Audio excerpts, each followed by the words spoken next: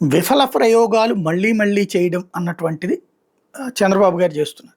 2014, 19లో అధికారంలో ఉన్నటువంటి సందర్భంలో చివరిలో ఈ మన దాన్నేమంటారు రేషన్ షాపుల్ని సూపర్ బజార్లుగా మారుస్తామంటూ అప్పట్లో ఒక సంస్థతో ఒప్పందం చేసుకున్నాడు. రిలయన్స్ కాకుండా రిలయన్స్‌తో పాటుగా ఇంకొక సంస్థతో కూడా ఫీచర్స్ సంథింగ్ ఆ సంస్థతో ఒప్పందం చేసుకున్నారు. దాంట్లో భాగంగా రేషన్ షాపుల వాళ్ళు రేషన్ సరుకుతో పాటుగా ఆ సంస్థ వాళ్ళు ఇచ్చేటటువంటి ఉత్పత్తులు అమ్మాలి. దానికి చెప్పడానికి చాలా గొప్పగా ఉంటది. అరే! రేషన్ షాపుల వాళ్ళని కూడా వ్యాపారస్తులుగా మార్చేస్తున్నారు అన్నట్టు. కానీ దానికి ఆళ్ళేమి అడిగారు? పెట్టుబడి అడిగారు. అడ్వాన్స్‌లు ఇవ్వమన్నారు. అది ఇవ్వలేక చాలామంది ఆగారు. ఇచ్చి ఆ తర్వాత వ్యాపారం ఒకే ఊళ్ళో చిల్లర కొట్లు బోలెడుంటాయి.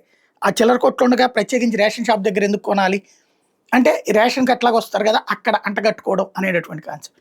అది ఫెయిల్ అయ్యి ఈ పెట్టిన పెట్టుబడి నష్టపోయి రేషన్ డీలర్లు కొంతమంది నష్టపోయారు. కొంతమంది లాభపడ్డోళ్ళు కూడా ఉన్నారు. కొన్ని చోట్ల ఏదైతే బాగా పల్లెటూళ్ళలో కొంచెం దూరంగా ఎళ్లి షాపులకెళ్ళి సరుకులు తెచ్చుకోవాల్సినటువంటి చోట్ల ఉన్న చోట మాత్రం బాగుపడ్డారు. మిగతా చోట్ల ఎక్కువగా దెబ్బతిన్నటువంటి. అయితే ఇప్పుడు మళ్ళీ రేషన్ షాప్ రోజంతా రేషన్ షాప్ అనేటటువంటి కాన్సెప్ట్‌ని తెర మీదకి తీసుకొస్తున్నారు. మినీ మాల్స్‌గా చౌకధరల దుకాణాలుంటాయి. పైలట్ ప్రాజెక్ట్‌గా 5 నగరాలు ఎంపిక అన్నది. ఈసారి సక్సెస్ కావాలని కోరుకుందాం.